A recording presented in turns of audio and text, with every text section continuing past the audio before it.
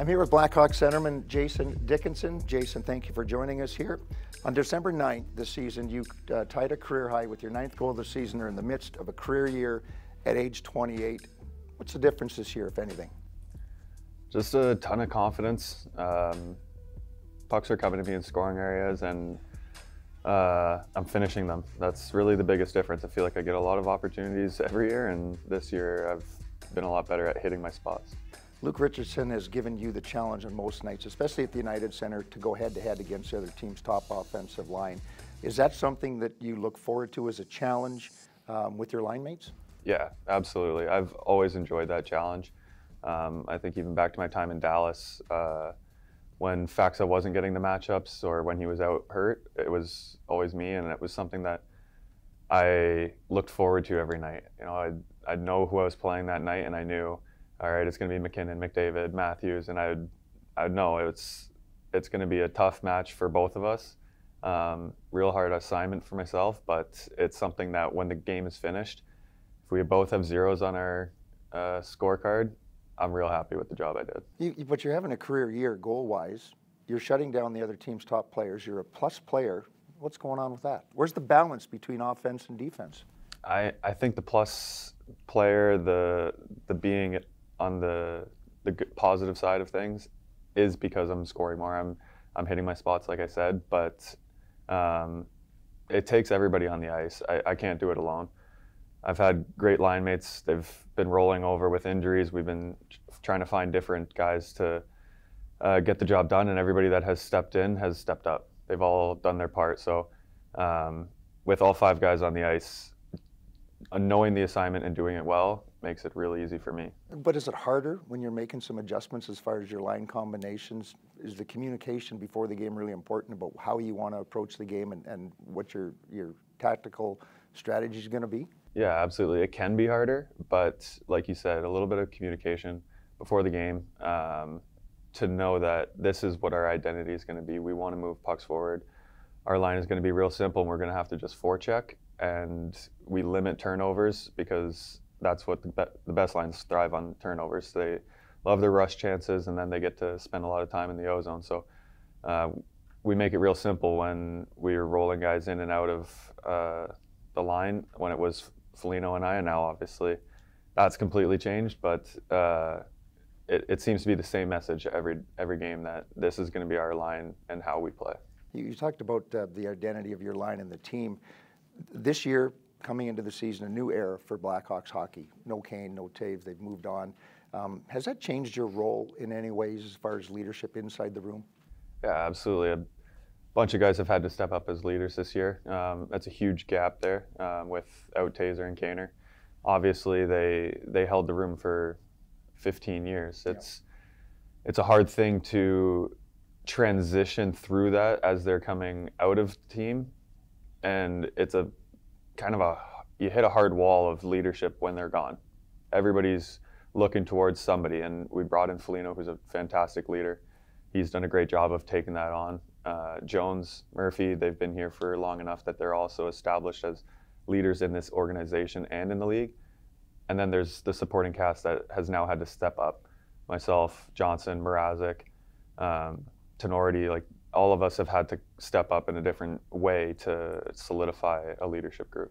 Earlier this season, you were caught on one of the broadcasts giving advice to, or it looked like you were giving advice to Connor Bedard in a game against the Anaheim Ducks. Is that something that you're doing this year, being more proactive in being able to mentor or give players tips, or is that something you just want to let happen naturally?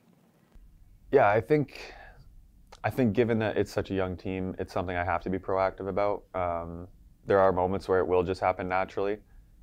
Connor actually asked me what I was seeing on faceoffs. But there are a lot of moments where I want to give my little bit of knowledge on my side of the game, because the offensive guys see the game way differently than I do. And I wouldn't want to change the way that they see that. But defensively and positionally, to get above pucks, those are the areas that I like to try to impart my knowledge, because in turn, they'll get more offense. If you look at the baseline of what you want to do in a game. You're talking about, making sure that your focus is on defense there. Where does the baseline begin and the challenges between balancing those two? Baseline it's a hard baseline. I don't want to give up a single odd man rush. Always going to have an F3, somebody that's pushing their best players to the outside. Don't want to give up the inside to put my D in bad positions. And then, honestly, no slot shots. That's another baseline. Very hard to accomplish that. I want to set the bar high so that when I fail, it's still a very good recipe, but the slot shots are most dangerous. So if I'm able to limit that and keep shots from outside, from the point, it gives my line a better chance to defend really well and create offense. Are you a thinker on the ice or a reactor? I'm a thinker for sure, and sometimes it's been really bad for me. I've had a lot of coaches tell me I got to turn my brain off out there and just play, and it has been tremendous advice because I used to overthink everything and get in my own way for sure. Middle of the season right now, how's the body holding up? Great. Feel pretty good? Yeah, as good as can be. So you, in your career, you started in Dallas, you went to Vancouver, in Chicago now, you're from the Toronto area. Pretty amazing cities. What do you like about the whole dynamics of the cities that you've been a part of? Yeah, I've been pretty fortunate. Those are some fantastic cities, and they all bring something different to the table. Like Dallas is very low-key, big city, southern, you get nice weather. You go to Vancouver, you get the mountains, the ocean, and then you come to Chicago, and it's a bustling city. You got fantastic restaurants, you got great entertainment everywhere. So I've been super fortunate everywhere I've been that there's something unique and special about every city I've been to, and I'm really grateful that I've been able to be in some fantastic places. Do you see some similarities in Toronto to Chicago? Yeah, absolutely. Everybody that asks me about Chicago, I immediately remind them, you basically live in the Canadian Chicago. Like, it's the same city, just on the other side of the border. So now you're talking about your career. You started in Dallas. Was there certain individuals that helped you be a centerman at the beginning of your career, like you're now helping a guy like Connor Bedard? Yeah, there's a lot of guys that I spent some time with. In particular, I think of Spezza and Jamie Benn. At the time, Jamie wasn't playing center, so maybe that wasn't quite the lessons that he was teaching me, but just to be a good pro and learning. Just to be a great pro. That is the biggest thing I take from him is he knew how to be a pro. He knew how to be a great person, and he brought it every single day. He might not have played his best some nights, but he brought being a great person and a great teammate every single day, and I think that's something that carried with me everywhere I've been because it goes a long way. Creating relationships, being a good person is something that you can control, and it doesn't take a whole lot of effort. If you look at the ability of, and I always talk about it on the air, he's an NHL player, and you can be a lead NHL player or a role player NHL player, but you're still an NHL player. When do you think in your career you became that NHL player? I'd say in my second year in Dallas, second full year, is when I really felt comfortable and I felt like, okay, I know who I am in this league and I know what I can be. At the time, I might not have had as much opportunity to be that guy because there was other guys that had already established themselves. But I felt like given the opportunity, I knew I could do the job, and that's when I felt comfortable and at home with myself in hockey. Have you always been a centerman?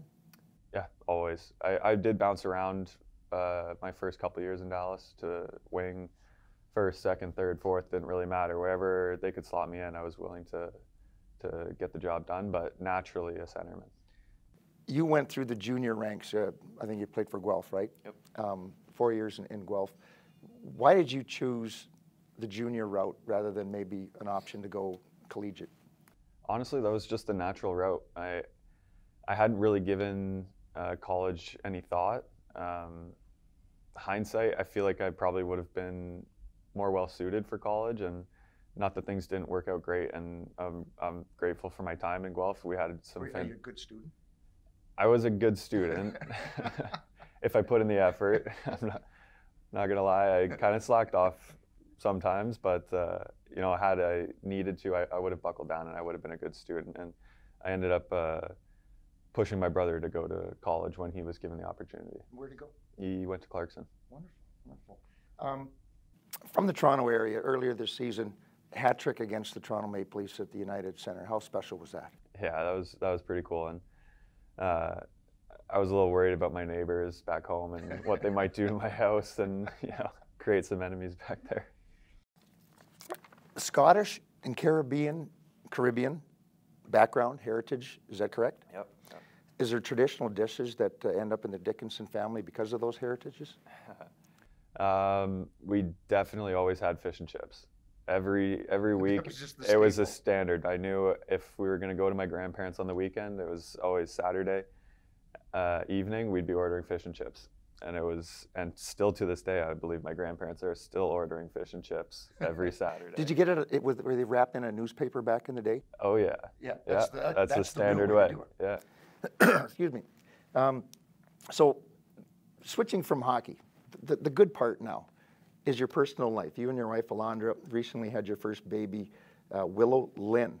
How has that been for you? Yeah, it's been fantastic. It's such a life-changing moment, and everybody warns you and tries to tell you, like, nothing's going to be the same anymore. It's all about her now, and sure enough, they were all right. And she's all I think about. I get videos and pictures from my wife every day when we're on the road, and you leave the game. It was a horrible game. I played awful, but she's still there smiling. Puts so everything in perspective. It really does. It really does. It's just a game. Willow Lynn, any significance to the names that you guys picked? My wife and I just both really like the name Willow. I'm not even sure how we stumbled across it, but that was really as simple as that. And then Lynn has now become a family name. It is my wife's middle name as well, so it was something that was nice to the ear when we said it, and we liked that it was coming down from her. What's a night like at home with baby Willow? She's a really good baby. So good sleeper. Good sleeper. She's really happy and chill. So she just likes to hang out. We'll just hold her and talk, babble with her. It's not much right now, but she's interacting. She's really happy. The scary part is you know what she's saying. Yeah. Well, she's trying to say stuff at least. Are you on diaper duty? I do some diapers. Probably not as much as I should, but my wife is she's killing it. She jumps on it right away. She's not she doesn't seem mad at me yet that I'm not covering more diapers at least. Tougher to go on the road, obviously leaving the family, but more excited to get home to see baby Willow and your wife. Yeah, absolutely. I think this is a 9-day trip, so I'm counting the days. Not just because the road is harder, but because I get to see her when I get back. Is FaceTime a big part of your day on the road now? We haven't been doing FaceTime. She really just sends me pictures and videos all day. I don't know. She doesn't she doesn't interact very much with the camera, so it would more so just be me and my wife talking, and she's just the one on camera. Has she found her hands and her feet yet? Oh yeah, she's found her feet. She sent me a video the other day of her sucking on her toes like she's sucking on a thumb. You've got a German Shepherd. How's that adjustment been for him or her? For her, yeah, she's been amazing. They're getting along really well now. Willow has started to recognize her and realize that she is something. I don't know that she knows she's a dog, but she's really interested in grabbing her, petting her, like feeling her face, her fur. Like she's really loving it. And my dog has been so good. She just kind of goes with it, and she lays by her side all day. She gets put down on the floor, and my dog goes and lays down there and watches over her. I see some of these crazy videos on social media of like animals and babies and stuff. So that's got to be pretty cool to see all that. Yeah, it is really nice. It's amazing nature understands, like, here's the new baby, I'm going to protect it, I'm going to do whatever it needs to do. Exactly, yeah. It's almost like it's her baby. You know, our dog has accepted her as hers and is now like, okay, you're my family, I have to protect you, and it was natural right away. There's some rumors that you're interested in home renovations. Are you a handyman, or is this just something to kill some time? No, I enjoy it. It kills some time, but I also just enjoy it. I think that aspect of things is a lot of fun.